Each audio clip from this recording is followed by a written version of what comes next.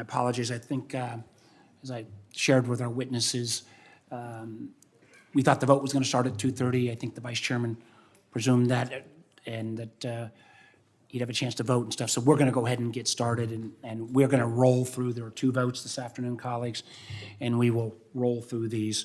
I'm going to call this hearing to order, and I want to welcome today's witnesses, Mr. Kent Walker, President, Global Affairs and Chief Legal Officer, Alphabet, Mr. Nick Clegg, President, Global Affairs, Meta, and Mr. Brad Smith, Vice Chair and President of Microsoft. Today's hearing builds on this committee's longstanding practice of educating the public about the intentions and practices of foreign adversaries seeking to manipulate our country's electoral process. I do know we've all come a long way since 2017, when, as many folks may remember, there was a lot of skepticism that our adversaries might have utilized America's social media platforms for intelligence activities. It was almost 7 years ago that, in response to inquiries from this committee, that Facebook shared first evidence of what would become an expansive discovery, documenting Russia's use of tens of thousands of inauthentic accounts across Facebook, Instagram, YouTube, Twitter, Reddit, LinkedIn, and even smaller platforms like Gab and Tumblr and Medium and Pinterest, all to try to divide Americans and influence their votes. And through this committee's bipartisan investigation into the Russian interference in the 2016 election, we learned that Russia had devoted millions to wide-ranging influence campaigns that literally generated hundreds of millions of online impressions, which sowed political division, racial division, and impersonated social, political, and faith groups of all stripes across all ends of the political spectrum to infiltrate and manipulate our debate. Our committee's bipartisan efforts also resulted in a set of recommendations for government, for the private sector, and for political campaigns. Recommendations for which I hope today's hearing will serve as a status check. These recommendations included greater information sharing between the U.S. government and the private sector about foreign malicious activity, not domestic, foreign malicious activity.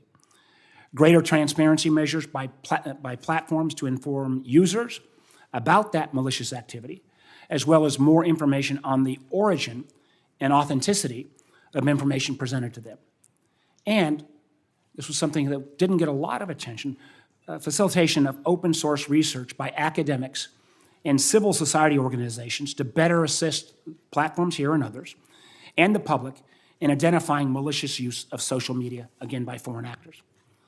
On the government side, we've also seen some significant progress. And let me state right now that the 2020 election, I think, was the most secure in United States history, and that's verified by election security experts. And I want to commend the Trump administration for helping that come about. Now, it came about because the progress has been made through a combination of both bipartisan appropriation of funding for election upgrades, things that folks on both sides of the aisle have been calling for a long time, paper records, risk-limiting audits to verify results, a better postured, frankly, national security community that we have oversight on to track and expose and disrupt foreign adversarial election threats, and I think a pretty successful effort to share threat information about foreign influence activity with the private sector. U.S. tech companies have made progress, although as I warned all of our witnesses, albeit uneven, since 2016. These include, and I want to cite because many of you were present, when the 3 companies in front of us, and literally 24 other companies, including companies where unfortunately, a lot of this is taking place now, X, formerly known as Twitter, which wouldn't even send a representative today, where 27 companies signed in Munich what was called the Tech Accord to Combat Deceptive Use of AI in 2024 election, not just in America, but around the world. And while I appreciate the voluntary commitments that were made there, I think it has been uneven about where's the beef, how much has actually been done. Recently, I sent letters to all 27 of those companies. Some came back with specificity, some of you. Unfortunately, others simply ignored even responding. And why we are doing this, and again, on a bipartisan basis, is there's 4 new factors that I think has raised my concerns dramatically. First is our adversaries realize this is effective and cheap.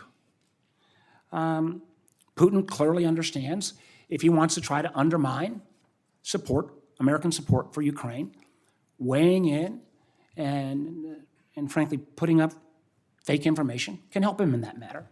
Similarly, we've seen since the conflict between Israel and Hamas after post-October 7th, this has also been a ripe area for foreign misinformation and disinformation. And again, we've seen Iran dramatically increase their efforts to stoke social discord in the U.S., while again, potentially seeking to shape elections. We've seen lesser from China, but there have been some efforts by China on, not at the national level, but on down ballot races where candidates may not be taking a pro-CCP position. Recently, and literally in the last 8 weeks, we've seen a covert influence project led by RT to bankroll unwitting U.S. political influencers on YouTube. We've seen a wide-ranging Russian campaign that, frankly, has not gotten much media attention because I think they focused on the guys in Tennessee and not some of the slides that we're going to put up later in our questioning, where major institutions like the Washington Post and Fox News, the bad guys have basically put out false information under those banners with the goal of spreading what sounds like credible-sounding narratives to really shape American voters' perceptions of candidates and campaigns. And we've seen, and this committee has called this out, efforts to infiltrate American protests over the conflict in Gaza by Iranian influence operatives who, again, seek to stoke division, and in many cases, in terms of these efforts, denigrate former President Trump. I do want to acknowledge that in these recent efforts, you all have played a positive role. I want to thank Meta, and I hope our committee's interest in this subject helped move you yesterday when you guys decided to take down RT and related Russian influence operations. I want to thank Microsoft for being forward-leaning and publicly sharing information on, again, some of the Russian activities. And I want to thank Alphabet, and I'm going to call you guys more by Facebook and Google for the lesson form, when you were one of the first to come forward on the sources on the Iranian hacks. So compliments to all of you on that. On an overall basis, though, we've also seen the scale and sophistication of the kind of attacks be escalated. When we think about AI tools, we all know about that. I think we originally thought this would be in the form of deep fakes, video and audio alteration. You're going to see AI-type tools being used to create what appears and virtually any American voter would think is a real Fox News or Washington Post site, when in reality it isn't. And unfortunately, Congress has not been able to take on this issue, but I would point out, and it's a pretty broad swath of individual states, and they range across the political spectrum, that have really put some pretty significant guardrails in place, and at least in terms of deep fake manipulation in their state elections, and that's Alabama, Texas, Michigan, Florida, and California. I wish we could take some of the best ideas from those states and bring them at the national level. Most of you have indicated that you have not seen, and I think the good news is so far we've not seen the kind of massive AI interference that we might have expected, particularly in the British or French elections.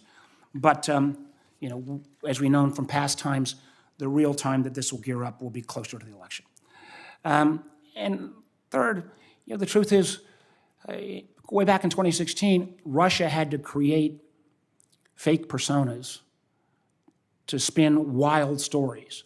Unfortunately, we now have a case where too many Americans, frankly, don't trust key U.S. institutions, from federal agencies to local law enforcement to traditional media. There is increased reliance on the internet. I think most of us would try to tell our kids, just because you saw it on the internet doesn't mean it's true. But the job of the adversaries to amplify things that are stated by Americans goes up dramatically. And finally, we've seen a concerted litigation campaign that has sought to undermine the federal government's ability to share this vital threat information between you guys and the government and vice versa. And frankly, a lot of those independent academic third-party checkers have really been bullied in some case or litigated into silence. For instance, we've seen the shuttering of the election disinformation work at Stanford's Internet Observatory, as well as the termination of a key research project at Harvard's Shorenstein Center.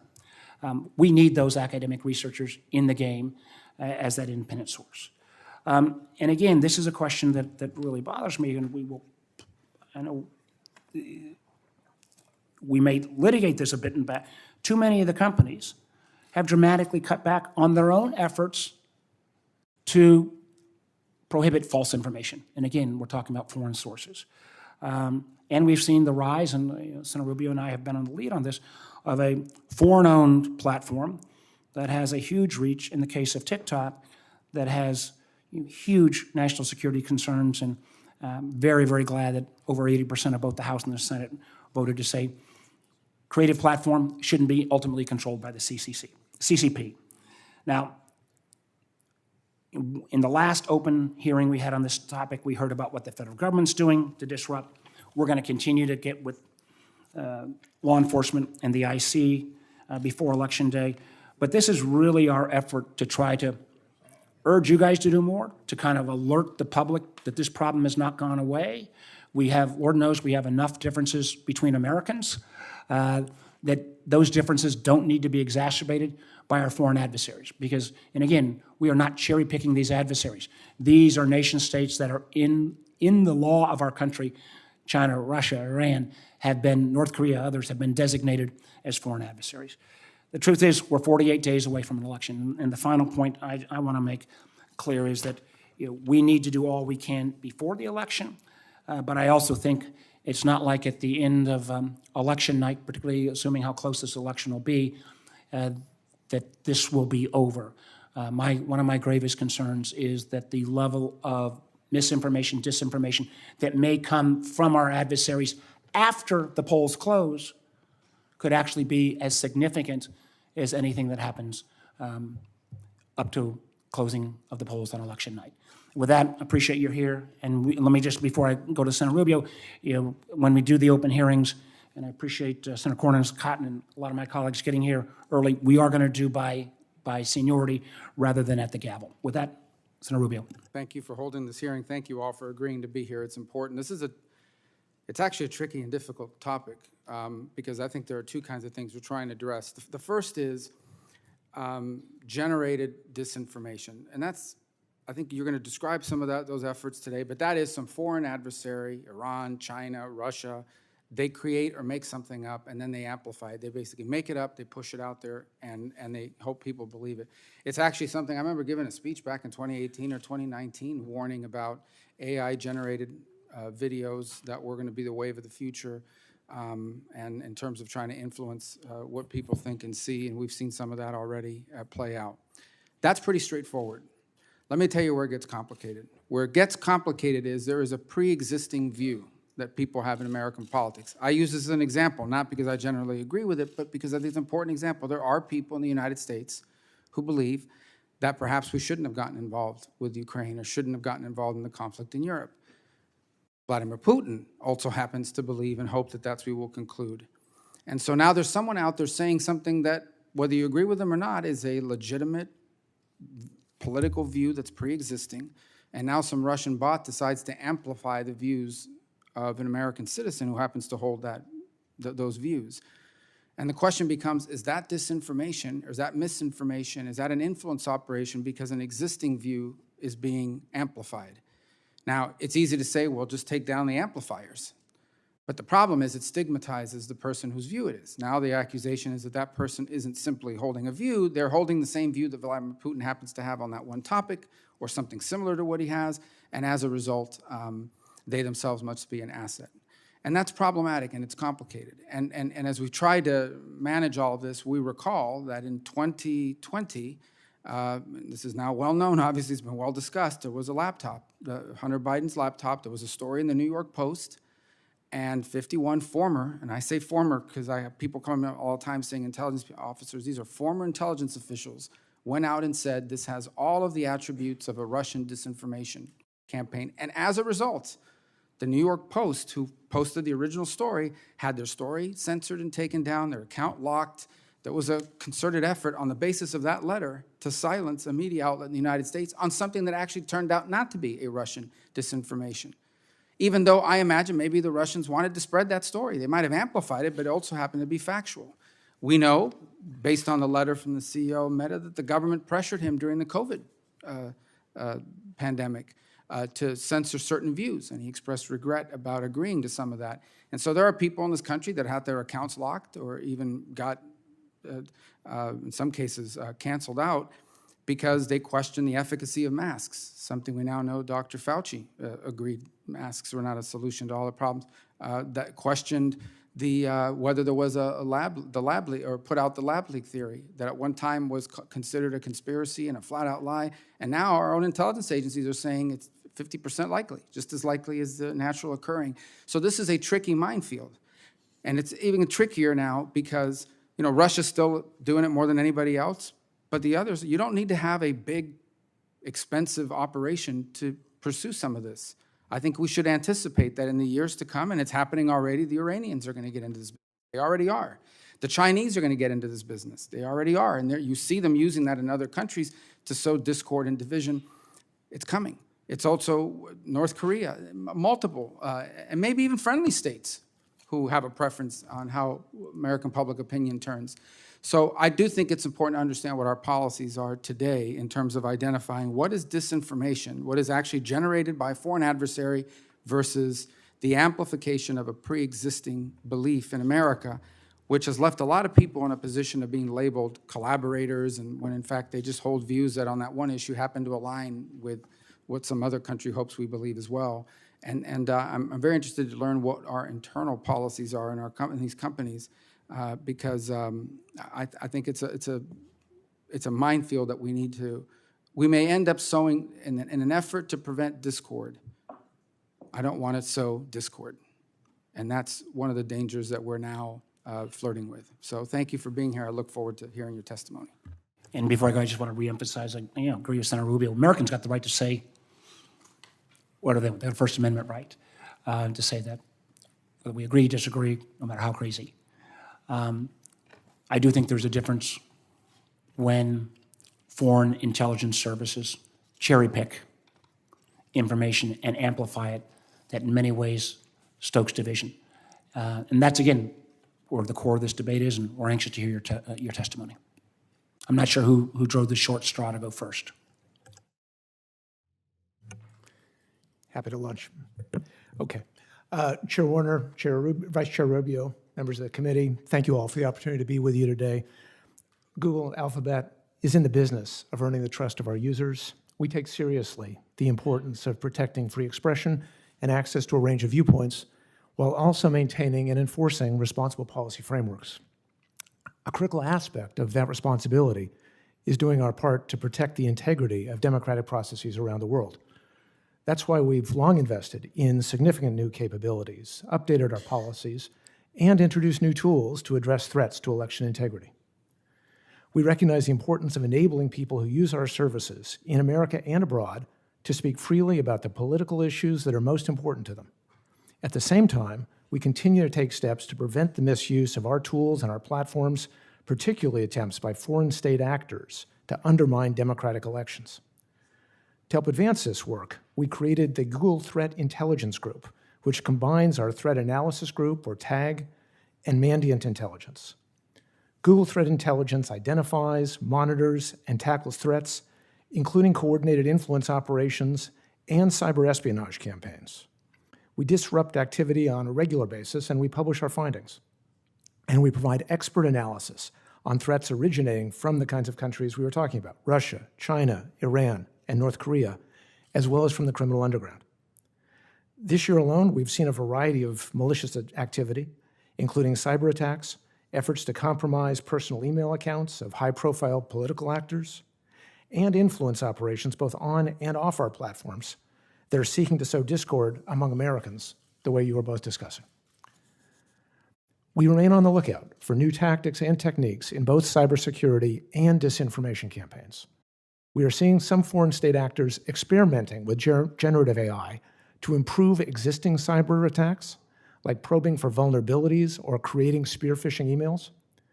Similarly, we see generative AI being used to more efficiently create fake websites, misleading news articles, and robotic social media posts. We have not yet seen AI bring about a sea change in these attacks, but we do remain alert to new attack vectors. To help us all stay ahead, we continue to invest in state-of-the-art capabilities to identify AI-generated content. We've launched SynthID, an industry-leading tool that watermarks and identifies AI-generated content in text, in audio, in images, and in video. We were also the first tech company to require election advertisers to prominently disclose ads that include realistic-looking content that is synthetic or digitally altered. On YouTube, when creators upload content, we now require them to indicate whether it contains altered or synthetic material that appears realistic, which we then label appropriately. And we will soon begin to use content credentials. That's a new form of tamper-evident metadata coming out of the C2PA program that we'll discuss, I'm sure, to identify the provenance of content across ads, search, and YouTube, and to help our users identify AI-generated material. We, our users, industry, law enforcement, and civil society all play important roles in safeguarding election integrity. We encourage our high-risk users, including elected officials and candidates, to protect their personal and official email accounts, and we offer them our strongest set of cyber protections, our Advanced Protection Program. We also work across the tech industry, including through the Tech Accord that you mentioned, Chair Warner, and the Coalition for Content Provenance and Authenticity, the C2PA group I mentioned, to identify emerging challenges and to counter abuse. We are committed to doing our part to keep the digital ecosystem safe, reliable, and open to free expression. We appreciate the committee convening this important hearing, and we look forward to answering your questions. Well, thank you, Chairman Warner. Thank you, Vice Chairman Rubio. It's a pleasure to be here, and I first want to say, many days we are competitors, but I think when it comes to protecting the American public, all three of us and all of us across the tech sector are and need to be colleagues committed to a common cause of protecting our elections. And I think we have to start by recognizing that there are real and serious threats, including in this election. We've all been reporting on them, we've been seeing them, and you've talked about them. Every day we know that there is a presidential race between Donald Trump and Kamala Harris. But this has also become an election of Iran versus Trump and Russia versus Harris. And it is an election where Russia, Iran, and China are united with a common interest in discrediting democracy in the eyes of our own voters and even more so in the eyes of the world. So what do we do? What is the role and responsibility of the tech sector? That's the fundamental question you have put to us. First, I think we should always adhere to two principles. The first is to preserve the fundamental right to free expression that is enshrined in our Constitution that Vice Chairman Rubio spoke about. That is and needs to be our North Star. And the second is to defend the American electorate from foreign nation states who are seeking to deceive the American public. How do we do this? I think we have three roles. The first is really to prevent foreign nation-state adversaries from exploiting American products and platforms to deceive our public. We do that with guardrails, especially around AI-generated content, but we also do it by identifying and addressing content on our platform, especially AI-generated content created by foreign states. I think our second role is to protect candidates, the people who are putting themselves out there to run for office, their campaign staffs, the political parties, the county and state election officials on which we all rely. And we do that in part by providing them with technology and know-how. Google, Microsoft, we all do that. And we do it by getting out there and working with them. At Microsoft, we've now worked across 23 countries this year. We've had more than 150 training sessions reaching more than 4,700 people. And we do it by responding immediately in real time when incidents arise, as we do, to work with campaigns to help protect them. And the third role we play, quite possibly the most important, is to build on your leadership in having this hearing, to prepare the American public for the risks ahead. We do that by informing them, encouraging them to check what they see, to recheck it before they vote. And we do it by, I think, recognizing that there is a potential moment of peril ahead. Today, we are 48 days away from this election, as you said, Chairman Warner. The most perilous moment will come, I think, 48 hours before the election. That's the lesson to be learned from, say, the Slovakian election last fall and other races we have seen. I think above all else, even in a country that has so many divisions, I do hope we can all remember one thing. If Google and Microsoft and Meta can get together, if Republicans and Democrats and independents can work together, then I think we have an opportunity as a country to stand together, to ensure that we, the people of the United States, will choose the people who lead us, and we will protect ourselves from foreign interference and deception. Thank you very much. Chairman Warner, Vice Chairman Rubio, distinguished members of the committee, thank you for the opportunity to appear before you today. At Meta, we are committed to free expression. Each day, more than 3 billion people around the world use our apps to make their voices heard. By the end of this year, more than 2 billion people will have voted in elections around the world, and we are proud that our apps help people participate in the civic process.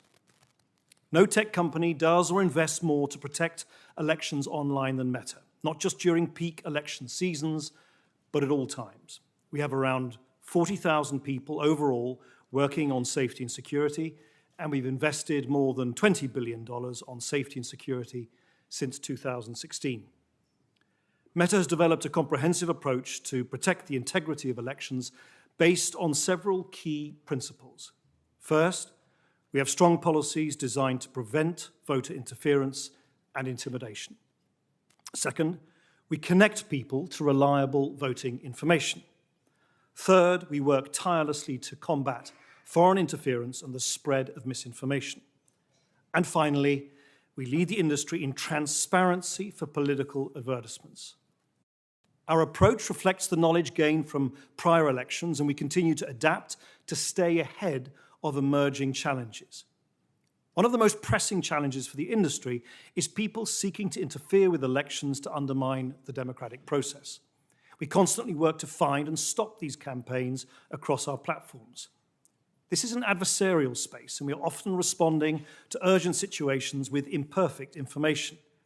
We may not always get it right. So we need to be cautious, and in each case, we need to conduct our own independent investigation to identify what is and is not interference. Where we identify coordinated inauthentic behavior, we remove the networks at issue. In fact, we have removed over 200 such networks since 2017, including networks from Russia, Iran, and China. We remain committed to stopping these threats, and we are constantly improving and evolving our defenses to stay ahead of our adversaries. I'm pleased to appear beside other industry leaders today, and it underscores an important point. People trying to interfere in elections rarely target a single platform. Cross-industry collaboration, transparency, and reporting are essential to tackle these networks across the internet. And that is why we publicize our takedowns for all to see and share the relevant information we learn with researchers, academics, and others, including, of course, Congress. This year, elections are also taking place as more people are using AI tools. To date, we have not seen generative AI-enabled tactics used to subvert elections in ways that have impeded, so far, our ability to disrupt them. However, we remain vigilant and will continue to adapt as the technology does as well. We know that AI progress and responsibility can and must go hand in hand. That is why we are working internally and externally to address the risks of AI. We have implemented industry-leading efforts to label AI-generated content, giving people greater context for what they are seeing. And of course, we are working across industry to develop common AI standards. And we are proud to have signed onto the White House's voluntary AI commitments and the Tech Accord to combat deceptive use of AI in 2024 elections, both of which will help guide the industry towards safer, more secure, and more transparent development of AI. Every election brings its own challenges and complexities. We are confident our comprehensive approach can help protect the integrity of not only this year's elections in the United States, but elections everywhere. Thank you, and I look forward to your questions. Well, thank you, gentlemen, for your, I want to put up the first two presentations. Let me add to what Mr. Smith said. I concur that the 48 hours before the election, but I would argue the 48 hours after the polls close, particularly if we have as close an election as we anticipate, could be equally, if not more significant in terms of spreading false information, disinformation, and literally undermining the tenets of our democracy. Now, there was a lot of press attention recently on the Department of Justice indictment of the Canadians in Tennessee who were paying off influencers, knowingly or unknowingly. What didn't get much attention is the first slide here, where under the banner of Fox News and the Washington Post, these look exactly like Washington Post and Fox News. Matter of fact, it may not be what we thought of as AI, but these are kind of AI techniques to make this so real. Matter of fact, they've even got real authors' bylines. And the balance of the ads and other things are totally reflective. This came out of this DOJ indictment. I guess the question in these are, Nick, you mentioned comprehensive. They appeared on your site. They also appeared on Twitter's site, X's site. I think it is a real shame that in the previous investigations, Twitter was a very collaborative entity. Under X, they are absent, and some of the most egregious activities taking place. But I'm not sure any American, even a technology-savvy American, is going to figure out that these are fake. So where does that responsibility lie? Shouldn't your efforts have been able to spot that, and how do we make sure, because only after the fact in 2016, we didn't have real-time numbers of how many Americans were viewing the fake sites, and they literally ended up of, hundreds of millions. I still remember both the Tennessee Republican Party and the Black Lives Matter site. The real sites had less viewership than did the Russian-based sites. How does this get through? How do we know how extensive this is? And we have many, many more of these. What are we going to do about it in these next 48 hours to make sure that Americans are informed to beware? Mr. Clegg. Well, firstly, Senator, you're absolutely right that it is a hallmark of Russian foreign interference in the democratic process to generate AI stories resembling real media. As it happens, since those appeared on our site, we have just over the last 48 hours banned the organization that spawned a lot of this activity, the disinformation, Rossiya Zavodnya, not least after the editor-in-chief gave an interview where she said publicly, and this is in effect a media organization owned and run out of the Kremlin, that she, and I quote, at least this is the translation, her and her team are conducting what she called guerrilla projects in the heart of American democracy. And the panel behind you is a manifestation of that. That is one of the reasons why... I want to make sure I get to my second. I need to know how many Americans viewed this and other Russian-generated Facebook sites that appear to be media sources. I hope to get that information as soon as possible. I also want to indicate there is still an effort, and this is more over here in terms of targeting by the Russians towards specific groups. In this case, it was the Doppelganger Gang, and it was both on Jewish Americans, and then one targeted towards Latino community. They're very sophisticated. I guess it wouldn't be jaw-dropping that they're focused most of their efforts on the same 6 states that that everybody else is focused on. But and this again goes more to both Mr. Clegg and Mr. Walker. They're still targeting paid advertising. We remember in 2016 when we didn't even have controls when Russians were paying with rubles for paid advertising on sites. I would have thought 8 years later we would be better at least screening the advertising. Again, in the case of YouTube and in case of Facebook, what are we doing to stop the paid advertising targeting by these adversaries? Since Nick took the last one, I can start on this one. We have an extensive series of checks and balances in our advertising networks that are designed to identify problematic accounts, particularly around election ads. We require election ads to have registration effectively. And in the 2016 situation, I remember we did an extensive forensic review of our systems and found that less than $4,000 had been spent on our networks. Respectfully, Sir. As recently as January, I wrote the Treasury Department that said, both of your companies have still repeatedly allowed Russian influence actors, including sanctioned entities, to use your ad tools. We will get that specific information to you, and we're going to really need as soon as possible the content, the bad actors, how much content have they purchased on both of your sites, and frankly others. And we're going to need that extraordinarily fast because I think they are getting through in many, many more ways than has been represented.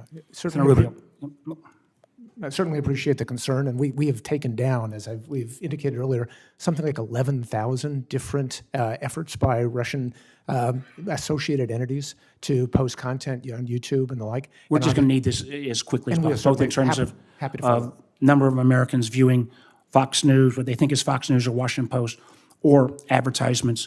We need that data to make sure, again, that we inform the public. Marco. Thank you. The area I want to focus on is where political speech is involved, and it's that's the area I talked about in my opening statement, which is, and really in particular, I want to understand what the current policies and practices are as we speak regarding content moderation, specifically in speech. So just for, as I'm reading, and I'm not reading the opening statement from Meta, we're constantly working to stop the spread of misinformation and disinformation. We have built the largest independent fact-checking network of any platform, nearly 100 partners from around the world, to review and rate viral misinformation in more than 60 languages. Stories that this platform, or these group of people rate as false, are shown lower in feed. And if some page repeatedly creates or shares misinformation, we significantly reduce their distribution and remove their advertising rights. Let me explain. We're not talking about the stuff that was up here. That's fake content. That's just purely fake content. It's generated to look like Fox News or Wall Street Journal, New York Times. No one's arguing that. That's fake. That should be taken down. Those companies should want it taken down. That's their copyright and their logo and their letterhead. I'm talking about this. So you've got a group of people that I think are your fact checkers from all over the world to determine where something is true or not. So let me take you back to a real world scenario, which ties into what the CEO of the company said, and that is there were people at one point saying, maybe I believe that the pandemic began in a lab. I believe there was an accident in the lab and it leaked out. And at one time, that was considered not factual. And in fact, there was pressure from government officials on companies not to report on that. How would that work today? A story like that, who determines whether that's true or not? Because it wasn't true then, but all of a sudden now it is 50% maybe likely. How would something like that, because there are people that were caught up in that. I imagine that under the policies that you describe, if I was out there or someone was out there raising the specter of a potential lab leak, it would run through these fact checkers from 100 partners all over the world. They would decide whether it's true or not. And you could have your page diminished, potentially deplatformed if I write too much about it. So how does this policy deal with that problem that I just described, which is a real world one? Senator, yes, indeed it is. And as I said in my opening statement, we are obviously, we all inhabit a world of imperfect information, and crucially, and I think the pandemic was a very good example of that, information which changes. And obviously with the benefit of hindsight, we now understand the epidemiology of the pandemic, which we didn't at the time. When we were in the middle of the pandemic, prior to the vaccines being rolled out, when people were dying, when really no one knew what the trajectory was of this global pandemic, we as an engineering tech firm, of course, we're not specialists in Yeah, but I'm not asking what happened. I understand what happened. I want to know how this policy today would prevent that from happening. Because if the government is telling you this is a lie, we have proof that it's a lie, take it down, and your fact checkers say it's a lie, then my account gets blocked, gets diminished today, if that happened today. Right. Now. So two things. Firstly, we do continue to rely on these independent fact checkers. We don't employ them. They're not part of Meta. They're independently vetted by a third-party organization. Who are they? Oh, there's a variety of organizations which specialize in examining what they think is a reliable way of asserting whether something is missing. Is there a way to know who those vetters are? Oh, yeah, Is there a absolutely. list somewhere? Is like a roster? We have a full list, absolutely. We can provide them to you. And they obviously work in multiple languages, including the United States. I think there are 11 fact checkers in the United States, and we can provide you with all the information on them. So that's the first thing. And the second thing is, and Mark Zuckerberg did indeed explain this in his recent letter to the House Judiciary Committee, I think we learned our lesson, certainly as Meta is concerned, that in the heat of the moment, when governments, and it's governments around the world, exert particular pressure on us, on particular classes of content which they are particularly focused on, we need to act always, and we strive to do this, but of course we make mistakes. We need to act independently, and we need to be resistant to the sort of passing moods and passions around particular bits of content, which was particularly the case during the pandemic. People were, in effect, in a panic. Let me, in a different context, the exact same system, a laptop appears, and 51 people sign a letter saying, we used to work in the intelligence community, this is Russian disinformation, and your fact checkers say, we got to listen to the experts, they would know. Does the New York Post get their account taken down again? So to be very clear, we did not take down the account or the content. I think X, who are not here, but they did. We did right, but not. under this policy, if you deem it to not be true because it's disinformation, because some guys signed a letter saying that it would lower them in the feed and potentially reduce their distribution. And if they post that story too many times, you may actually lock them out. So in this policy. Sorry, in this instance, Senator, you're correct that story was demoted in it. I mean, it was always available. Millions of people saw it, but its prominence on our services was temporarily reduced, and we used to do that to allow the fact checkers to give them the space and the time to choose to then examine that content. In this instance, the Hunter Biden story, they didn't do so. So that temporary demotion of a few days was then released, and it circulated. Did the fact checkers reduce or demote the 51 people who signed the letter or the letter they signed? Because that turned out to be not true. I don't believe they did so at the time, no. All right, thank you. Senator Heinrich. So I want to stay on this same topic of the sort of fraudulent news sites that look like something people would recognize from their own news preferences. Do each of your companies have a policy of removal once you become aware of something that is clearly a fraudulent version of a legitimate site? I think the answer is yes, and Vice Chairman Rubio, I thought, captured it very well. It actually, in my view, does not depend on whether the topic had anything to do with politics. Those are counterfeit sites. Those are people using the trademarks of Fox News and the Washington Post without their permission and in a way that deceives the public and diminishes the value of those companies. And so, yes, and I think you'd see pretty universally across the industry terms of use that prohibit that. Why does it seem to take as long as it does for those sites to be identified and removed? I know they remain up sometimes longer than I think most of us would hope or expect. And then have you been able to use AI proactively to identify some of those fake news outlets? I think increasingly we are using AI to detect these kinds of problems, and I think AI is especially good at detecting the use of AI to create content That's one of the things we do. And we are able to see things faster. You always have to be in a race. But for example, just this morning, we saw a Russian group put online an AI-enhanced video putting into Vice President Harris's words at a rally words she never spoke. And so I think that is one of the goals for all of us to keep pursuing, to identify these things faster and then where appropriate, take action. Yeah.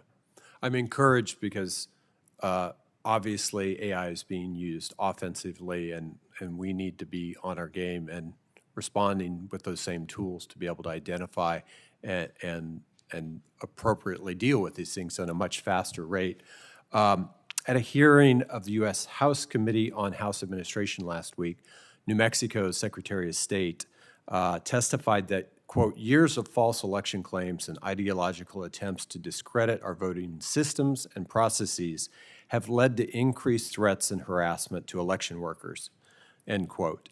How have you sought to improve your platform's ability to detect and remove content that actually threatens or harasses people who are part of the democratic process and apparatus for fairly administrating elections? I'm happy to take that. And I suspect the same is true for all of us. There are two elements of that. One is making sure that we are trying to safeguard our elections officials against threats that may be posted online. And I'm confident that all of our companies have policies against incitements to violence, direct threats, bullying, cyber attacks, et cetera. So that kind of material would come down. The second half is helping our election officials be more protected themselves through the use of some of the tools that we have spoken about, like the Advanced Protection Program, so their information is not being hacked or doxed, et cetera. The personal information is not being made public and the like. So between the various companies here, including I know our Mandiant group, has worked with a number of election officials and agencies to make them more cyber resilient, if you will, so more robust against cyber attack. Mr. Clegg. And Senator, again, I'm sure this is in common for all of those represented here, but we also encourage local election officials to use our platforms to communicate with voters. So we established a system called Voting Alerts, and I think since we established that program in 2020, around 650 million voting alerts have been issued by local and state officials on Facebook's apps and services so that voters are properly informed about where and when to vote. I'm going to give the rest of my time back. Very uncharacteristic for this body, rare, but exactly. nonetheless. I'll take it. Senator Collins. Thank you, Mr. Chairman. Mr. Clegg, we've received briefings from the intelligence community that indicate that China is not focused on the presidential election race, but rather on down-ballot races at the state level, county level, local level. And that concerns me because officials at those levels are far less likely to receive the kinds of briefings that we receive, or to get information from Homeland Security or the FBI on how to be on alert. In addition, China is attempting to build relationships with state and local officials. We see the sister city programs. We see the Confucius Institutes and educational institutions. So how are your platforms attempting to help safeguard the down-ballot races? The presidential race, I think everybody's aware of the risk there, but the down-ballot is what really concerns me.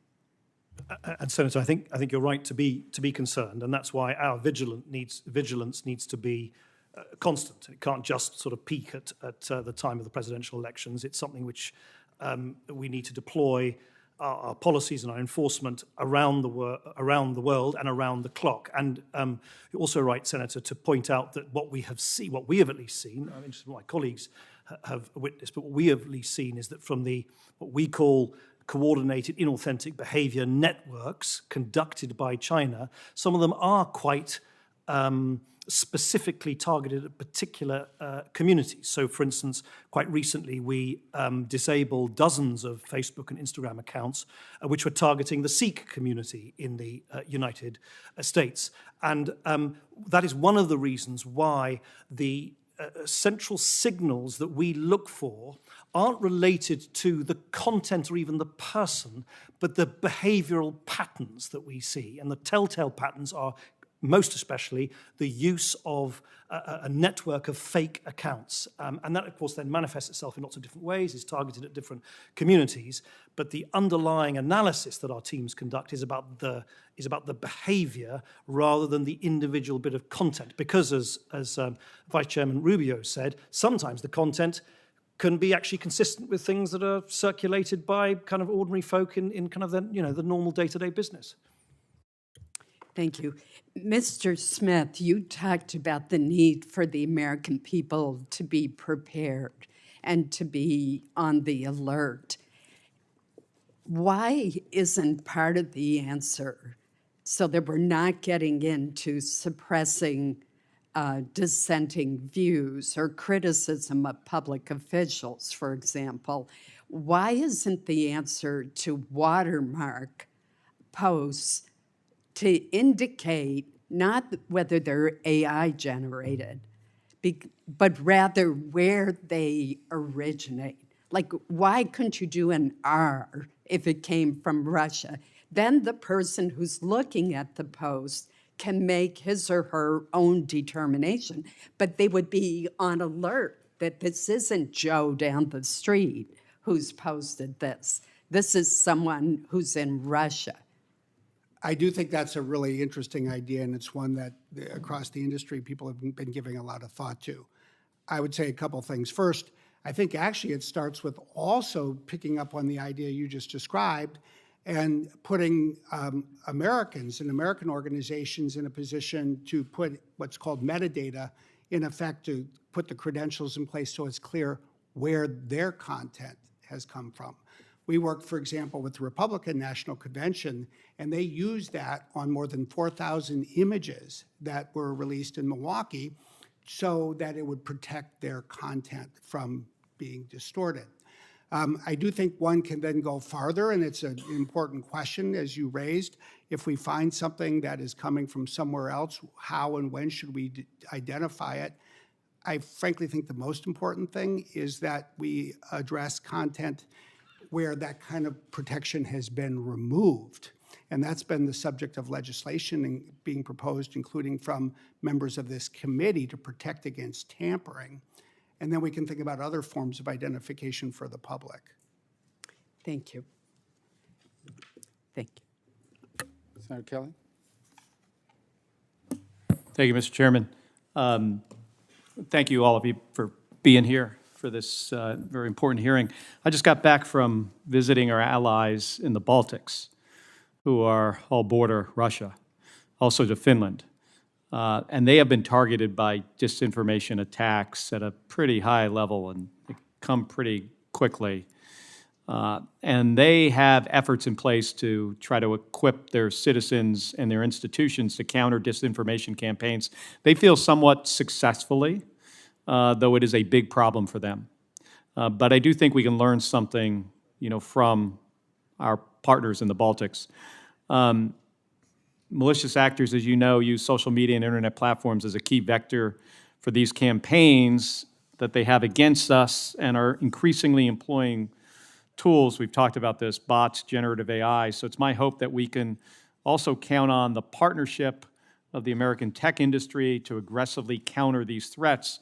I want to turn to a specific problem that's of great concern to me, and as my constituents learn about this, I'm sure it will be to them as well.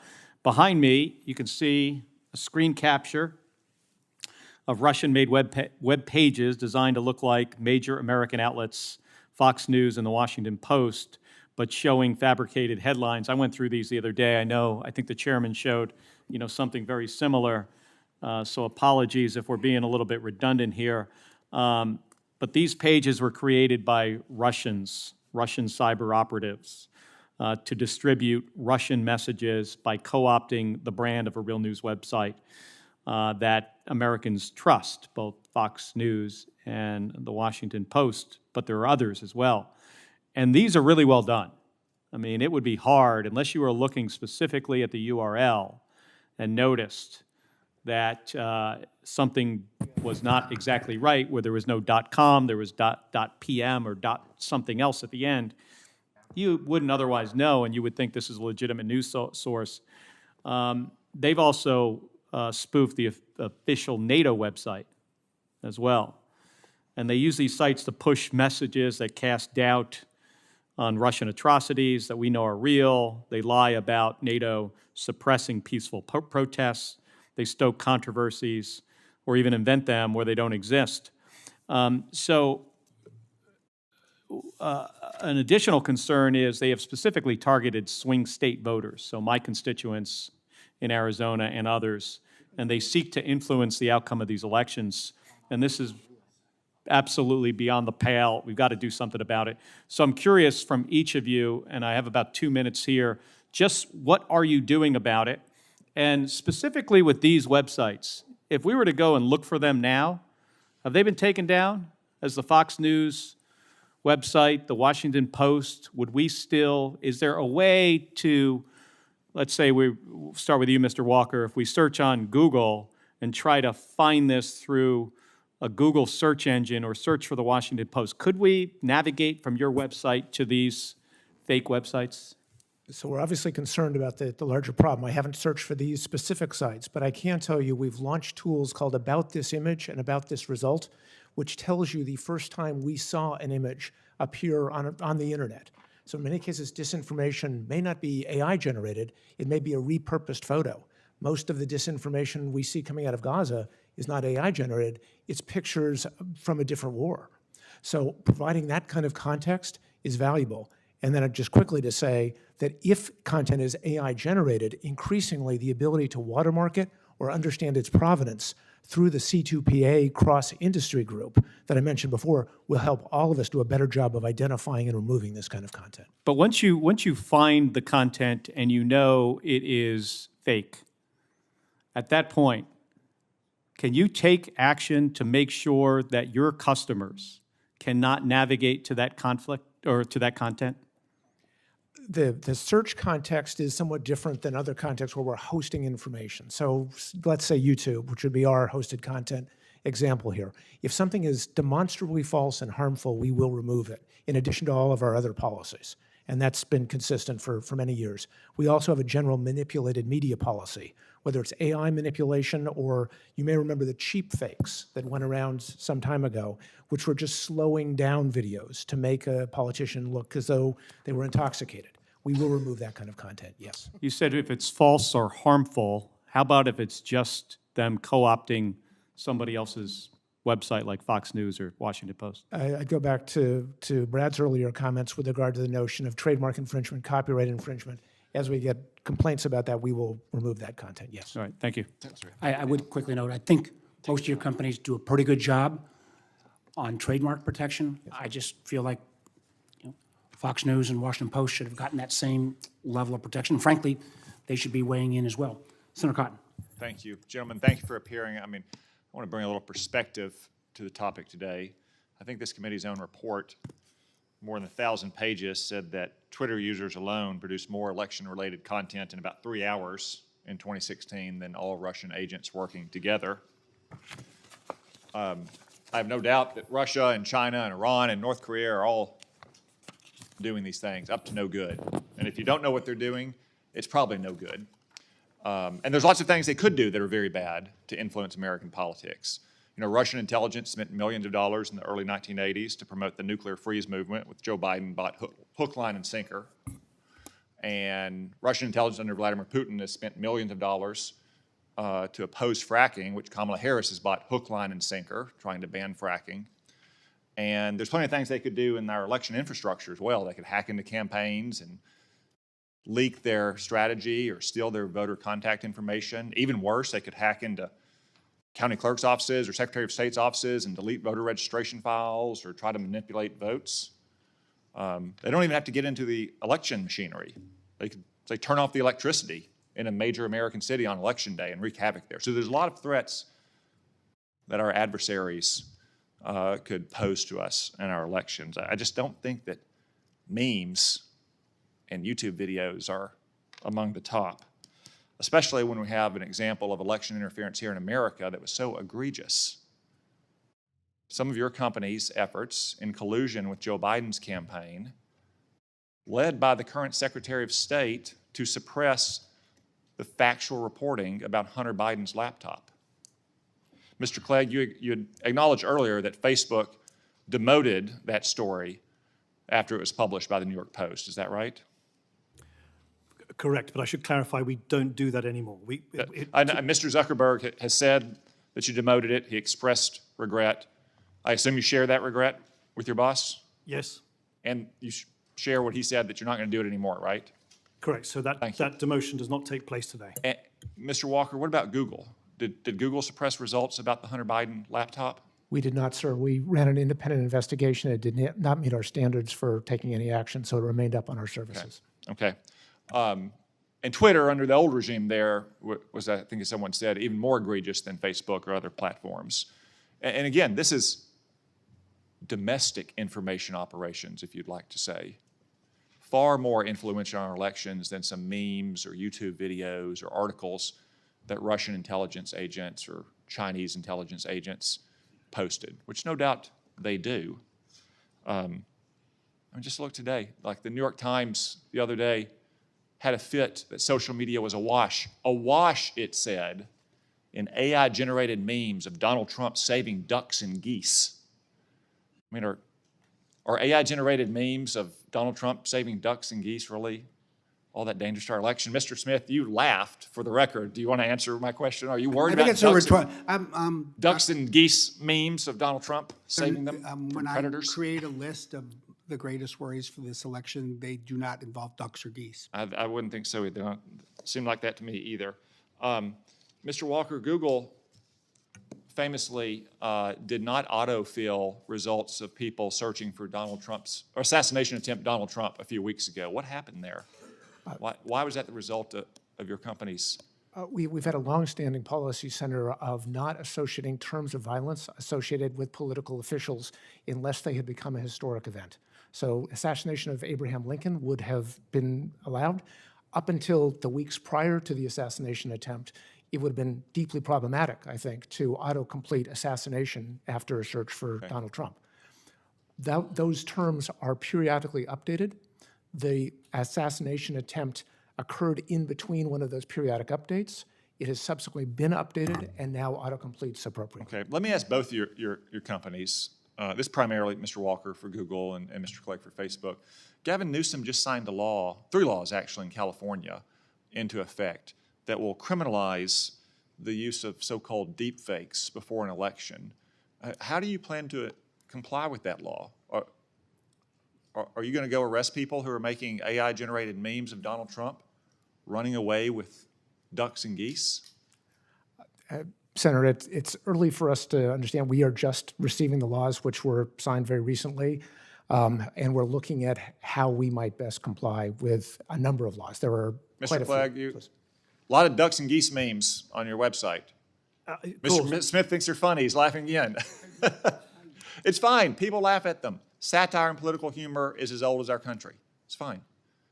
I'm glad that you're not going to do again what you did in 2020, but I don't envy either of your companies dealing with what Gavin Newsom has done in California, or what many in this Congress propose to do, criminalizing and censoring core political speech.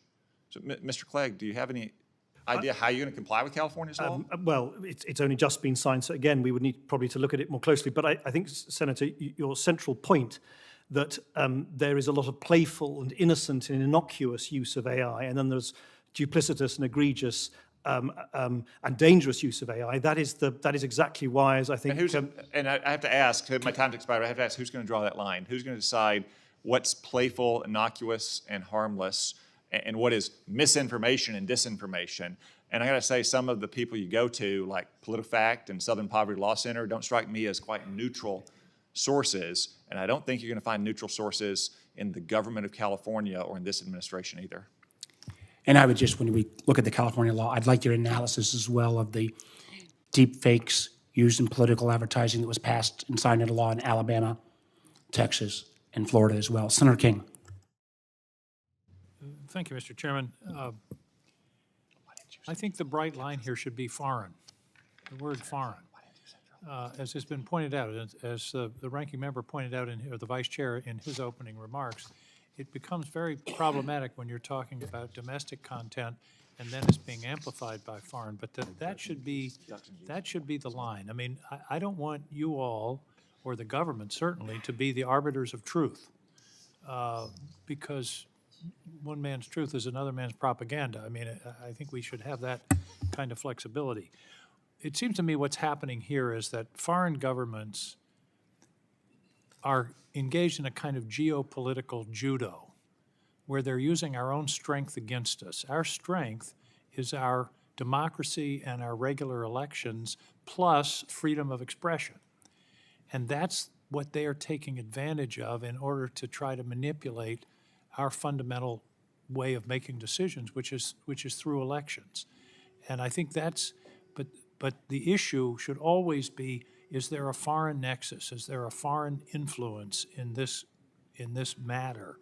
And I guess the question is, in this day and age, can you determine that, given the fact that we've got very sophisticated adversaries in St. Petersburg or Moscow or wherever, or in Tehran, who may be coming in via a server in Georgia? Can you technically tell when something is of foreign origin? Mr. Walker?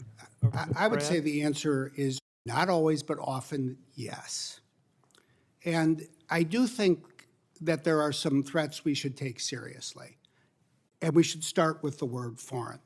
But if you want to see the risks that we should be thinking about, I will go back to Slovakia.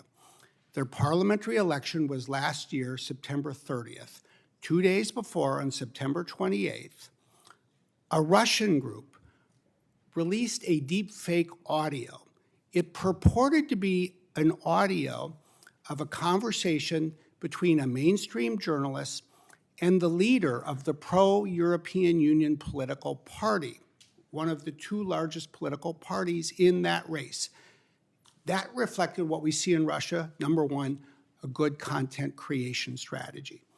The second thing they did on that same day is they released it on Telegram, which tends to be the Russians' favored distribution channel to get things going. They did it from what was the private account of the spouse of a major official in Slovakia. The third thing they did is they pursued a content amplification strategy where then one of the most senior officials in the Russian government, as they tend to do, came out the very same day and accused the United States of doing what that audio recording purported to capture in Slovakia, namely a plot to buy votes and steal the election. In other words, it was a very sophisticated operation. It is, and this is what we need to remember. You can't have a great play without a great playwright. The Russian government is very capable, very sophisticated, not just in technology, but in social science. Very determined, are they not? Absolutely. And that's what there are many things. It's right, I think, to focus on the things that should unite us and say, let's not worry about what we're seeing over in one direction, but let's not close our eyes to what we could see in the other as well. Well, I think the question is, number one, it's happening. You've all testified to that. It's happening, and it's not a minor project on the behalf of Iran, Russia, and to some extent China. So the question is then, what do we do? And I know Senator Collins asked about watermarking, some kind of way to determine the source of the information, attribution. But I had a formative experience about 8 or 9 years ago in this building, before any of the election, before 2016, meeting with a group of people, of politicians, political figures in Estonia, who are under bombardment all the time from Russian propaganda and Russian disinformation. I said, how do you deal with it? You can't cut off the internet or cut off your TV stations. Their interesting answer was, we deal with it by educating the public that it's happening. And they say, oh, hell, it's just the Russians again. And that's why I think what we're doing here today is so important, and your testimony is so important, so American people can be alerted to the fact that they may be being misled, and they should check. Is that a reasonable approach? Absolutely. And what I hope we can take away from this is, first of all, there's something very important in what Senator Cotton said. Not everything's a threat. And as Senator Rubio said, we should always honor the rights of our fellow citizens to say what's on their mind. But Senator Kelly captured something that's critical, and you're pointing to the same thing. When you go to Estonia, when you go to Finland, when you go to Sweden, when you meet people who have lived their entire lives in the shadow of Russia, they are on the alert. They know, as we've discovered, that not everything on the internet is true. They just remember that when they read something that's new. My wife and I have a sign in our kitchen that says, the difficulty with quotes of the internet is determining their authenticity. Abraham Lincoln. Yeah. Mr. Clegg, you were going to respond? Sorry, Mr. Walker. Yes, thank you. Just very briefly, in addition to those very good points with which I agree, I do think we are increasingly able to use AI to detect some of these patterns. As we've discussed previously, YouTube has gone from having one view in 100 violating our policies to one view in 1,000. And that's large part because we are using AI to detect some of these patterns of mis and disinformation that are out there and take action against them. You either can take action or you can alert your customers that this has been manipulated in some way. Agreed, and also provide high-quality authoritative information. The old line, the best remedy for bad information is good information. So the more we can promote accurate information about when the polls are going to be open, people's eligibility to vote, whatever else it might be, that's an important part of the democratic process. Thank you. Thank you, Mr. Chairman. And I just remind you, I agree on the comment around memes, but I will recall that this committee exposed in 2016 the effort by the Russians to incite violence between a pro-Muslim group in Texas and a pro-kind of Texas separatist group that, but for law enforcement, would have resulted in American harm. And echoing again how we know, I don't know when these slides were up how a normal American consumer, even a relatively sophisticated one, would have the expertise to read the URL that closely when everything else looks so closely like Fox or Washington Post. Senator Cornyn. I would like to ask each of you to respond to this question. Do you believe that ByteDance should be required to divest TikTok in order for TikTok to operate in the United States? Mr. Walker. Senator, I would defer to Congress. I know you have legislated on this very question, and that there was a... You think social media companies owned by foreign governments that are adversaries of the United States that are known to use information warfare against the United States, do you believe they should be able to operate freely in the United States? As a technology company, our area of expertise is making sure that they are not distributing malware. We have found situations where such companies were distributing malware, at which point we remove them from our services. But on the broader question of accessibility, I think that's a question for Congress. I'll put you down as undecided. Mr. Smith? You can put me down as I think you all have already decided. The Congress has passed a law, the President has signed it, the courts will adjudicate it, but assuming it's upheld, then clearly it needs to be followed. And I'm not going to try to substitute my judgment for the judgment you all have already brought to bear. Mr. Clegg? In addition to that, I would just point out that there isn't a level playing field globally. Our services, for instance, are not available to people in China. So Chinese social media apps are available here, but American social media apps are not available in China. That has been the sort of state of affairs for some time. What I'm looking for is some guiding principles here. And Mr. Clegg, it sounds like you think reciprocity should be perhaps one of those principles. I think the First Amendment principle of voice for the maximum number of people, for the maximum amount of time, wherever they reside around the world, is a good principle. Well, the problem, I think we're trying to figure out what the appropriate framework is to think about what you all do day in and day out, because it's just presented a bunch of novel and difficult questions.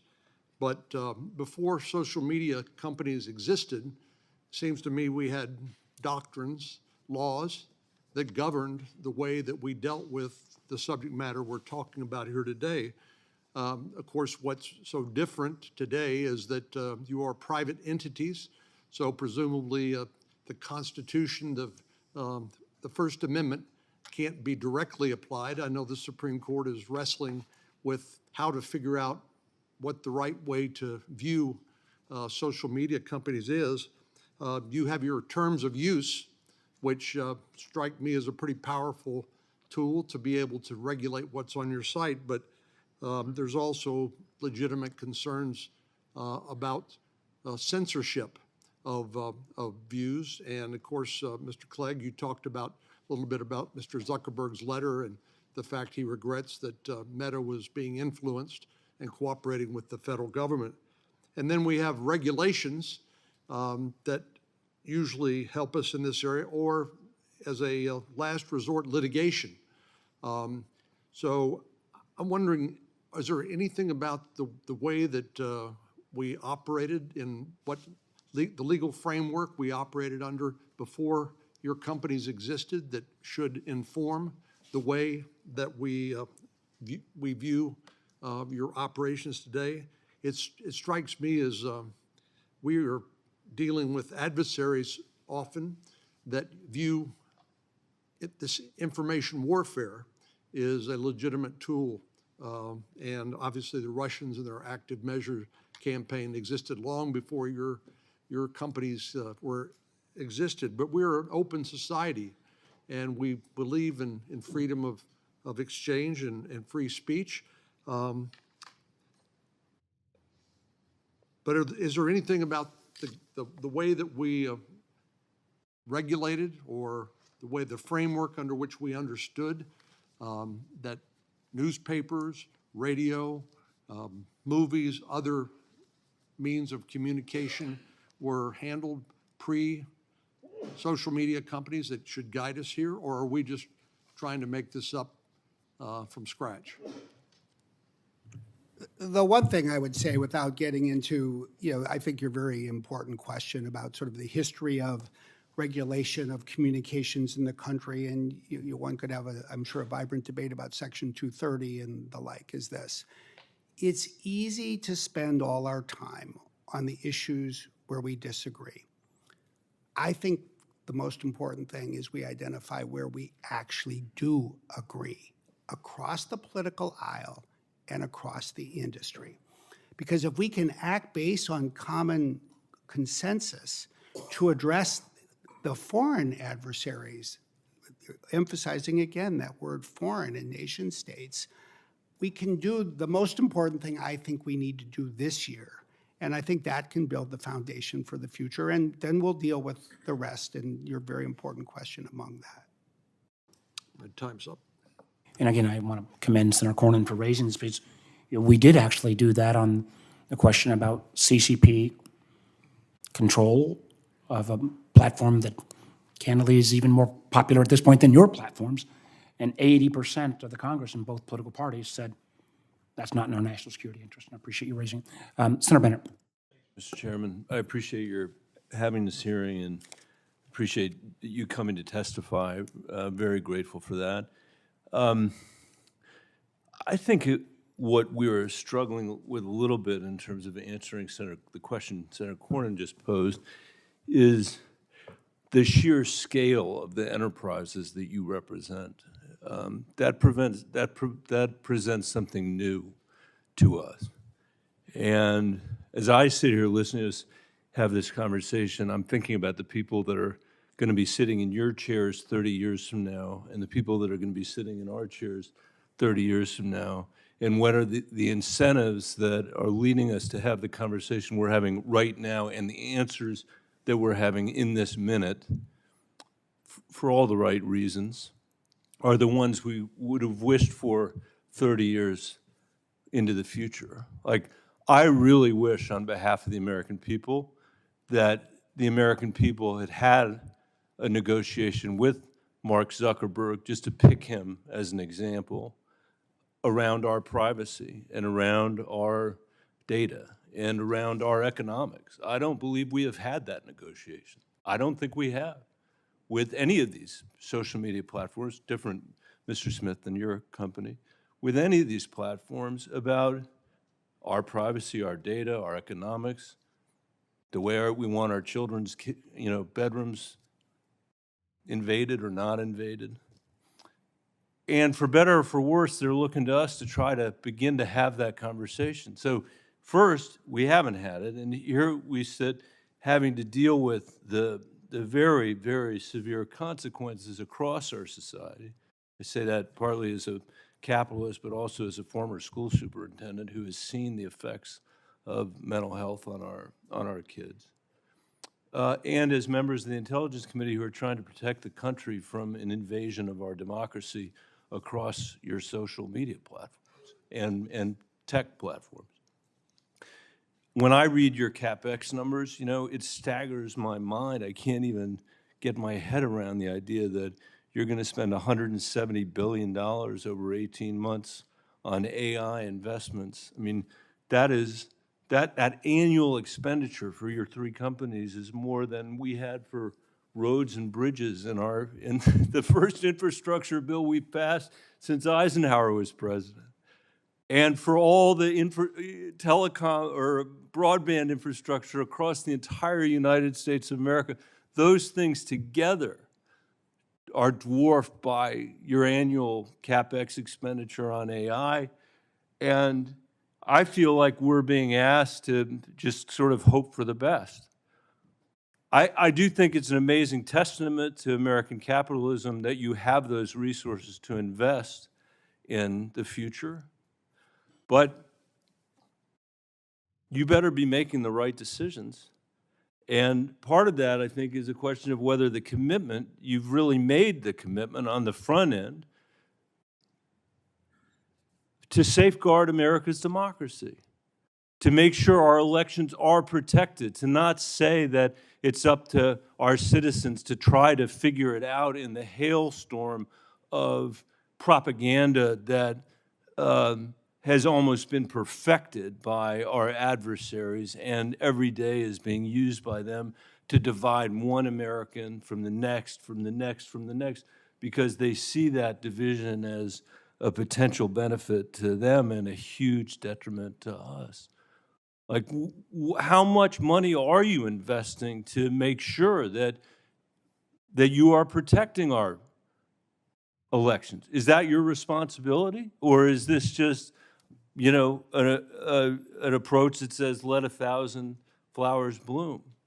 I am a strong believer in the First Amendment, but I don't think there's anything about the First Amendment that obviates your need to be able to say to the American people, we believe we have a responsibility to you because we are among other things, because we are creatures of this unique society and this unique democracy, and we have an obligation here. So I don't know if anybody would like to respond. Mr. Clegg, as the... Yep.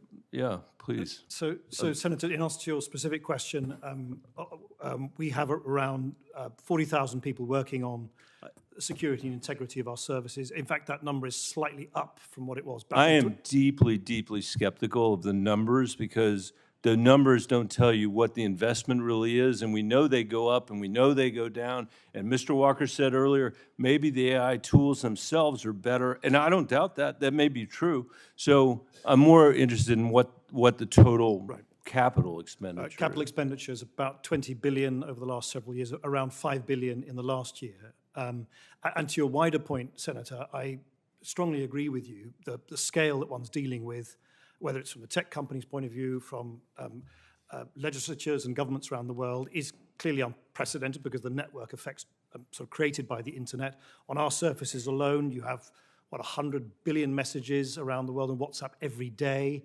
You've got now, I think, about 3.5 billion reshares of short-form videos, reels, every single day.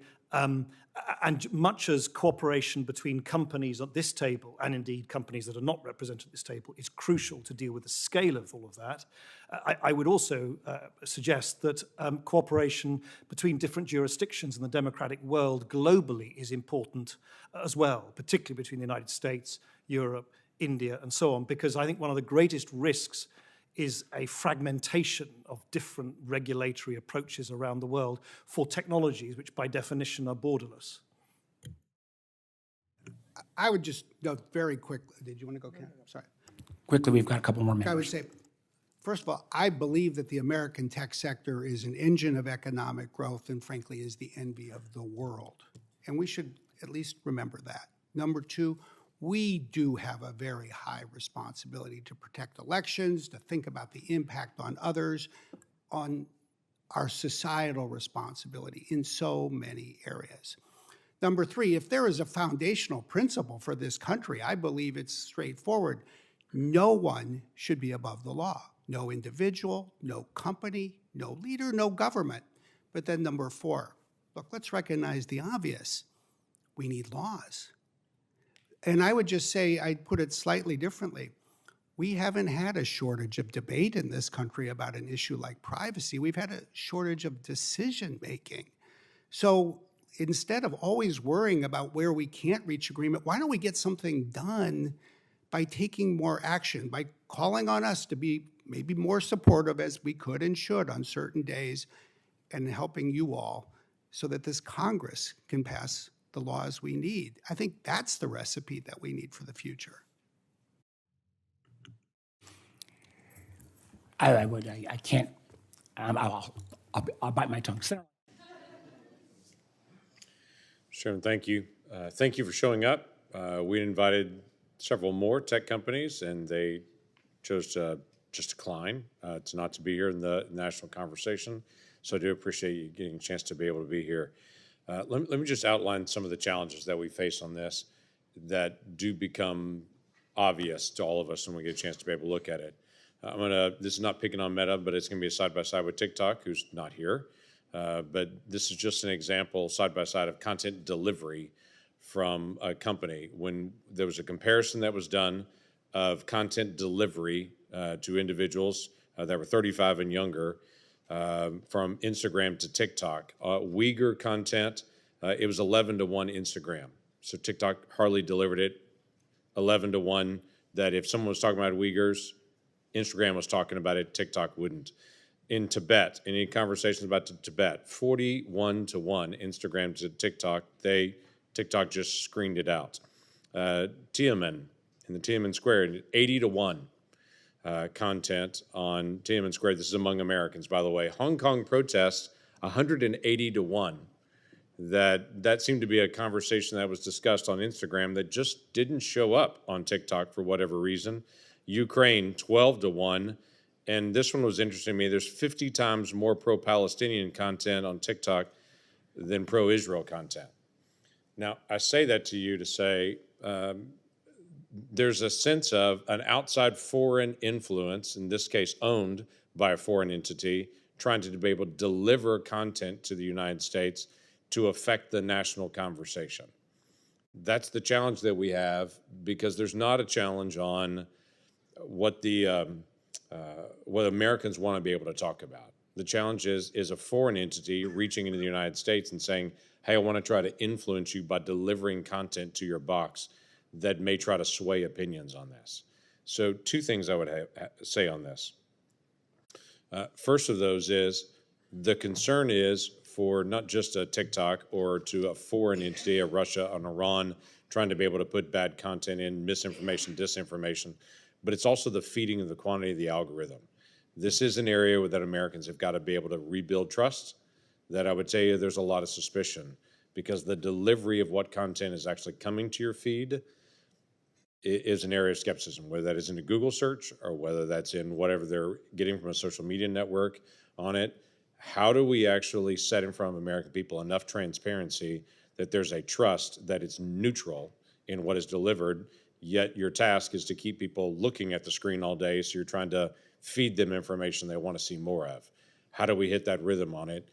because that'll be important just for Americans, period, in our own dialogue. Anybody want to try that one?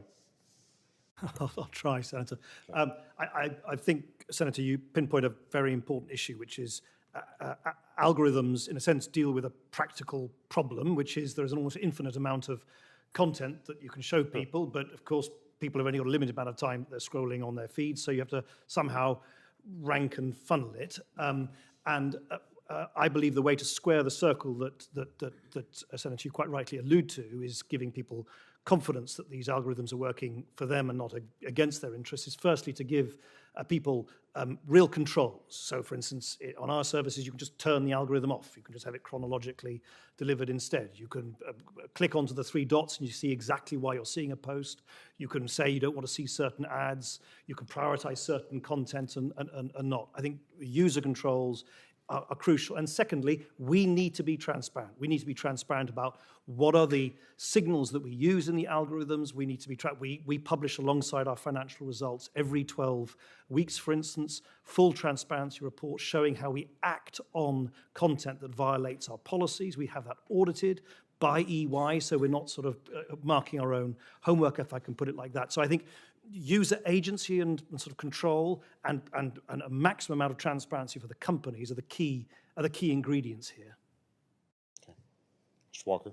Yeah, just to follow up on that, we seriously take the point about maintaining and building trust in the services. So some of the ways we do that are anchoring our results in raters who are located throughout the United States in rural and urban areas, 49 states at last count.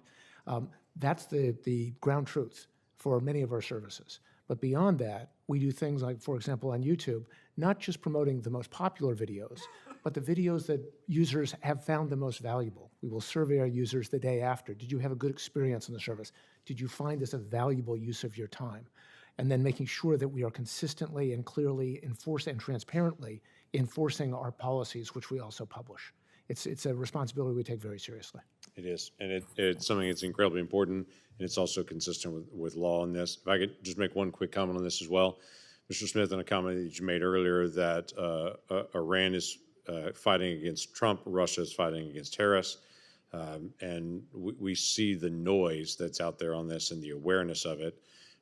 I do think it's important that we have this conversation to be able to make Americans well aware that not everything that they see is accurate or correct, and there are things very deliberate. But one of the challenges that we have that we've got to figure out, both as a committee and both from you, is attribution, that when something shows up, how to be able to designate it, here's where that originated. Because by the time it gets shared 50 times through different places, people don't know where it originated anymore. So there's one challenge of taking off content that's Russian content, Iranian content that's deliberately meant to attack and to disturb Americans in whatever way that may be.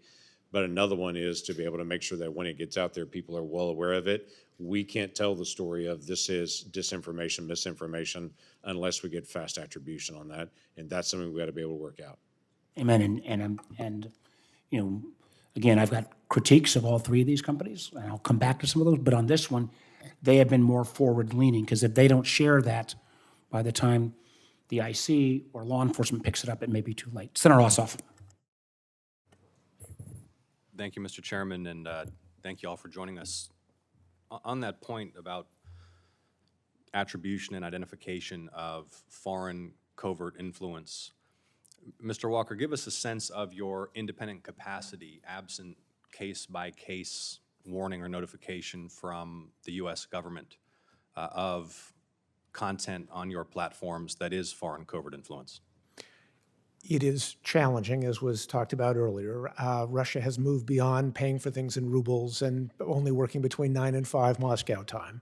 So they're increasingly making it more difficult to identify things. That said, we have more than 500 analysts and researchers working with our Mandiant team, Google Threat Intelligence, who are tracking between 270 and 300 different foreign state actor cyber attack groups at any given point, tracking activities, metadata, et cetera, feeding that through our services and sharing it with the security teams that are represented here and elsewhere in the industry, and also working with the FBI's Foreign Influence Task Force. Let me put it this way. Do you think you're mostly across it and playing whack-a-mole, or do you think you fundamentally lack the ability to know how much you don't know? I think the humble and probably accurate statement would be the latter, because the adversaries are always moving forward, and it is a constant cat and mouse game. And when you mentioned earlier using machine learning or algorithmic tools to try to identify it, is that on the basis of network activity and posting tactics as opposed to content where there's a risk of collateral damage? You might suppress bona fide American speech because oftentimes what the foreign actors are amplifying resembles perhaps extreme or polarizing speech that's happening organically in the country. It's a deep and important question, and the answer differs to some degree across the different platforms, because a pure social network, as Mr. Clegg was referring to, will have more behavioral information. We may have more content-related or metadata style information. We do try and share across the different platforms where we can, but inherently there is some sort of assessment of the nature of the content. We talked a little bit about provenance and AI, or metadata and AI. That's going to be a component of it. Network activity is a component of it, and then behavioral signals will also be a component of it. Okay, in addition to attribution, let's talk about authentication. Mr. Smith, you mentioned the Slovakian example, I believe. Let's game it out, right? I think we need to be able to discuss in the open how this might unfold in the United States and who bears responsibility for handling it. There might be some very compelling, seemingly authentic, deep fake audio clip, which is in fact fake and defamatory, implicating a candidate for office of the United States in the hours or days or weeks before an election. How confident are you that either you or another private sector actor or somebody else has the capacity to identify it as fake, particularly where we can't rely on one campaign or the other necessarily to, in good faith, acknowledge that something which is useful to them because it deliberately defames and mischaracterizes the statements or conduct of their political opponent isn't real? Well, I'd say first, I think Kent had a word of wisdom in saying we always have to act with a sense of humility, and hence I think we should require of us an extraordinarily high level of confidence approaching certainty before we take action. Having said that, I do think, especially given our ability to use AI to identify the creation of a fake, and just the good old human judgment that comes from crowdsourcing, especially for video, we can identify a great deal. And I then think what it translates into is another part of your question. Great, what do we do about it? And there will be days, or it could be hours, when the most important thing we'll need to do is alert the public so that there is a well-informed conversation. But I also think this points more broadly to what is a systemic strategy to try to address the problem that we're worried about here. Well, and that's that we need to because focus time on is short, as well. let me try this question, ask it of each of you. What will you do? What is your policy if in that critical time period before an election, there's deep fake content attacking a candidate for office, which can be demonstrated to be inauthentic, but cannot be decisively attributed to a foreign actor? How will you handle it? We would label it. Yeah. We would label it so that users would see that the veracity, the truth of it is under real question. So we would label it. What about how it's handled by the algorithm and its amplification or suppression? We would also make available to us the ability to demote the circulation of it. Mr. Smith? Yeah, we don't have the same issue in terms of a consumer platform, but I think that the notification to the public, the labeling, I do think that's the essence of what we all need to be prepared to do very quickly. And I would add to that we would notify the Foreign Influence Task Force so that there was government awareness of the situation. Thank you. Thank you, gentlemen. I've got a few more comments. I guess, where I'd start is, I was there with all three of you in Munich when companies like TikTok and X signed on to that agreement. Again, amazed and disappointed, particularly X, failure to participate or failure to in any way adhere to that document. But if just what you've just said is, I want to make sure we didn't get off just on the Fox and Washington Post, but this is just publication forward, another example. If we got a watermarking system, the fact that this is content that didn't originate with you, but it was placed on your platform, these are not watermarked. I'm not sure there's a way that anyone that's a normal consumer, because you've got a byline, you've got authentic ads on the other side, are going to find that. And again, since Mr. Clay, they ended up on yours, I'm going to, you want to protect your brands. These are brand clients. Why didn't we catch this?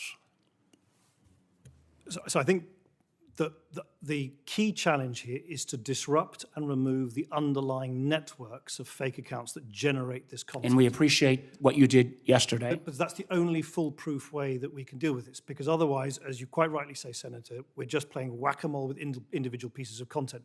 The companies on this table and other companies besides, I think, have made real material progress since we assembled together in Munich, for instance, to agree on interoperable standards of not only visible watermarking, but also so-called metadata and invisible watermarking, so that as we, for instance, a social media platform, as we ingest content from elsewhere, we can then detect those invisible signals so that we can then alert that to our users. But of course, bad actors, in this case foreign actors, Russian networks, are not going to introduce those. Right, they're not going to put the watermark on. Correct, which is why for us the overriding objective is always to disrupt the wider But again, networks. but at the end of the day, what I don't understand, and whether this was on Facebook or appeared on Google or appeared, or I'm sorry, on YouTube or appeared, on X, the URL is the distinguishing characteristic.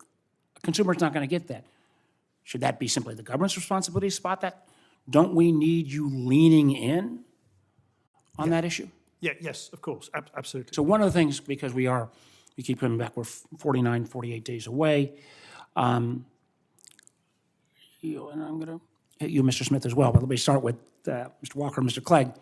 I need to know, starting with these kind of, and we will share all of the ones that have come out of the Justice Department report, how many Russian manipulated images that are completely false, that sow dissension, that undermine campaigns, how many Americans have seen those? Because clearly you've got your whole metrics of model is based on how many eyeballs you get. We got to have that information. I also believe that there are a series of ads, and we will share again with the companies in more detail, that are getting through the protections at this point. We need to know how many of those ads. Because if we can, my concern is when people either undermine and say this is only memes or this isn't a serious issue, again, Americans have the right to say anything, no matter how out there it is.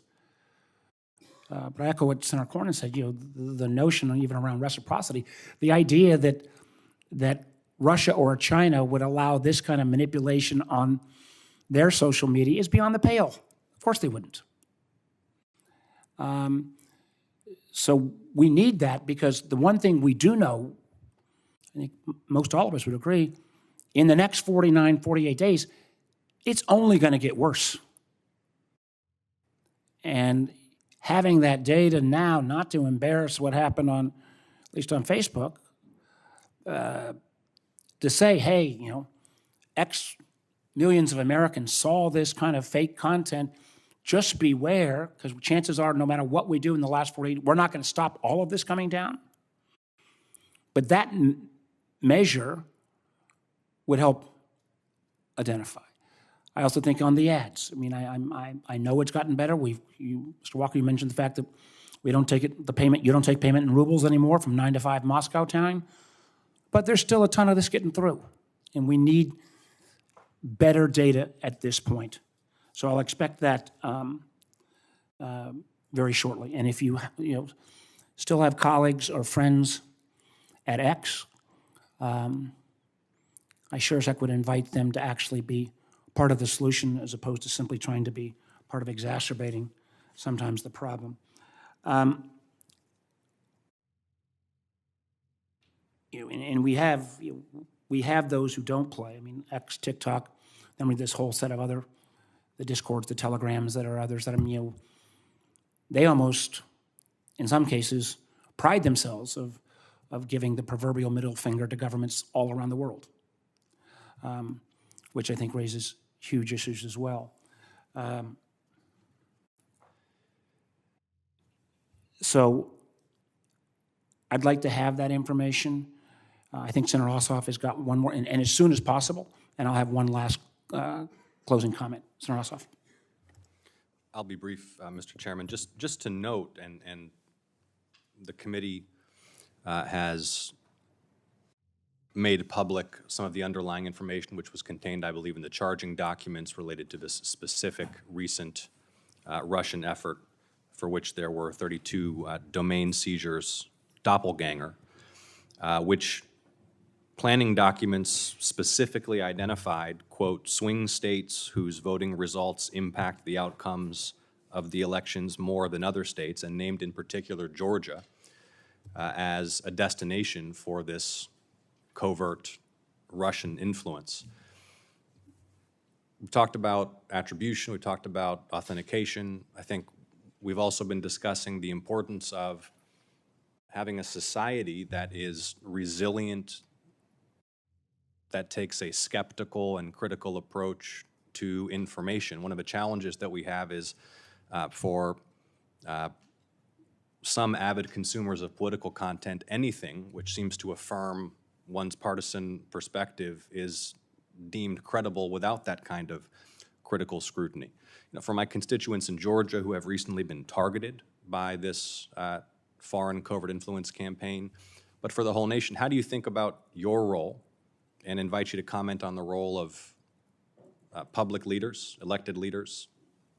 How do we build that kind of resilience across society such that we don't just accept anything that seems to affirm our worldview or denounce our enemies, but we recognize that foreign and domestic, there's a lot of folks telling lies, a lot of folks have an interest in manipulating us. Mr. Clegg, why don't you take a shot at that? Well, the first thing I think, as has been mentioned by a number of senators already, we can learn a lot from countries like the Baltics. Moldova, I think, is a country right in the front line now, facing a lot of Russian interference. Taiwan, the Taiwanese election recently, all of these countries in different situations were dealing with major adversaries who were trying to interfere in their elections. And public skepticism, voter skepticism, is probably the greatest antidote to a lot of this, and I do think political leadership can play a role in fostering that. The other thing which I think is crucial, and that's on us, is every time we find networks like that, we need to share that as widely as possible with researchers, with our colleagues in the tech industry, with government. So for instance, we now publish every 12 weeks an adversarial threat report, done so in the last few years, and doppelganger, Senator, you mentioned doppelganger. It was our threat intelligence team that identified doppelganger first 2 years ago. We blocked around 5,000 accounts and pages in 3 months, in a 3-month period this year. We've placed a lot of the signals that we were able to detect on GitHub so that everybody can look at that, everyone can learn from the experience that we've got. People can then scrutinize it, tell us what we've got right, what we've got wrong. I think that interchange of research and data is crucial to develop public and societal resilience in the long run. And education plays a role as well. Let me ask this final question. Oh, Mr. Walker, go ahead. Just very briefly, I wanted to give one example because it's obviously a deep democratic question at a time when trust in institutions of all kinds is going down. But one specific case study that might be helpful. YouTube has launched a program called Hit Pause, which are a series of short videos designed to remind people not to believe everything they see. That if facts are one-sided, if it's an overly emotional kind of pitch, etc., there are a series of these sort of ways of framing things that are often used by people pushing false information. And we found, actually, in independent research, that the lasting effect of some of those short exposures can actually last months. People become more resistant to fake news. And I would just underscore that. I think that's an excellent initiative.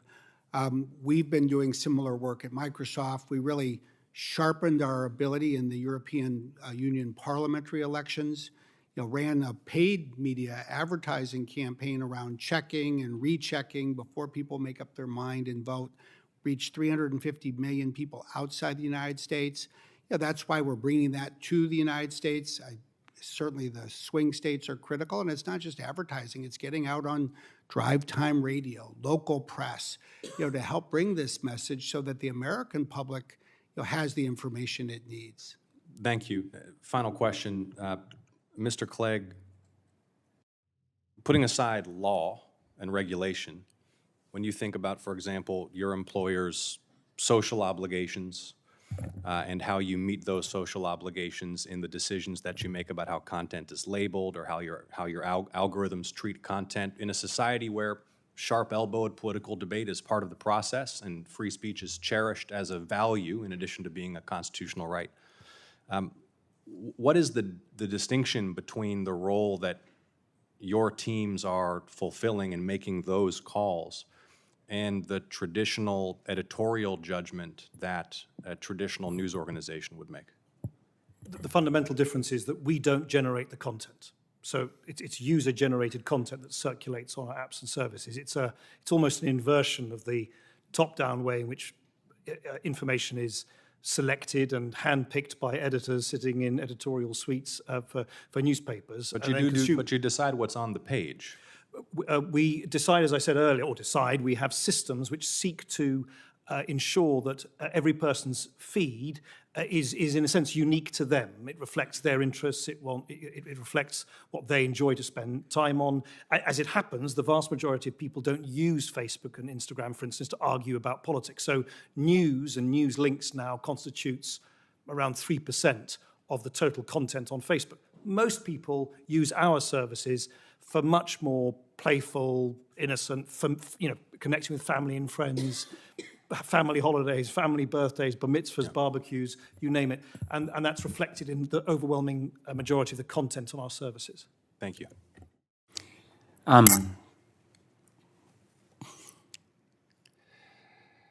That sounds to me like a backhanded description around protection around Section 230, which I fundamentally disagree with you on. And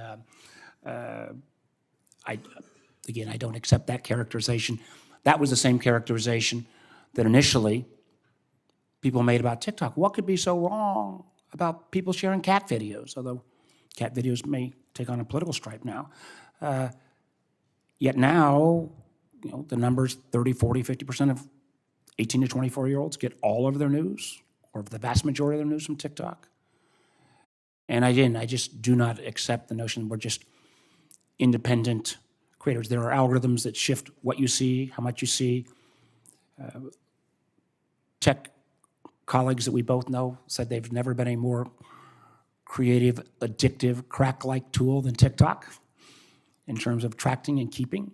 And again, the effort that Senator Cornyn raised, and the vast majority of us here, when at the ultimate, the dials can be turned by a CCP leadership in terms of what content you receive, that is, I believe, a huge national security concern. I also want to just point out that, the independent reviewers, I agree that's good. And I do think there is a role for the academic reviewers. I think we are less safe today because many of those independent academic reviewers have been litigated, bullied, or chased out of the marketplace. That concerns me. I also hope, and I'd like to see not just kind of one-off answers, but I'd like to see from all three of you something to the committee that Senator Rubio and I will then review and share with our colleagues. I think this point about the 48 hours, Brad, that you raised, I think we have put attention on that, but I think the post-election 48 hours is going to be equally important. And I'd like to hear with specifics what kind of surge capacity each of your institutions are going to have as we get closer, because I'm not going to litigate here whether you've cut back or not your content. And again, not content moderation on a political bent, but content moderation in terms of whether your users actually adhere to your own terms of service. I would simply state for the record, the overwhelming majority of outside observers, I think across the political stripes, have said most of you have cut back. But you made your points.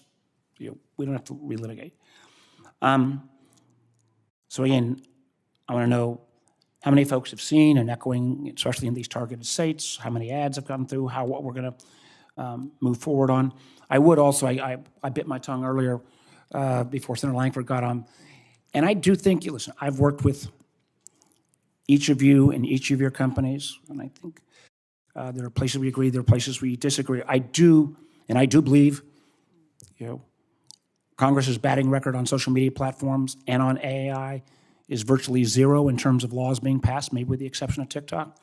I would point out that when we had the largest AI dog and pony show in the emergence of AI, when your CEO colleagues and everybody else was there, and Senator Schumer at that point asked, how many think we need regulation? Everybody raised their hand. And, I've got a half a dozen bipartisan AI laws or bills. Some of them doing things like how do we avoid those entities that circumvent the watermarks that you and others may put in. But for the most part, and since I get the last word, I'll leave this without contradiction. Everybody's for it in theory until you see words on the page. And there's always a reason why, oh, we can't really do that, or, oh my gosh, we do that, we're going to slow down innovation, or we do that, China's going to leap ahead.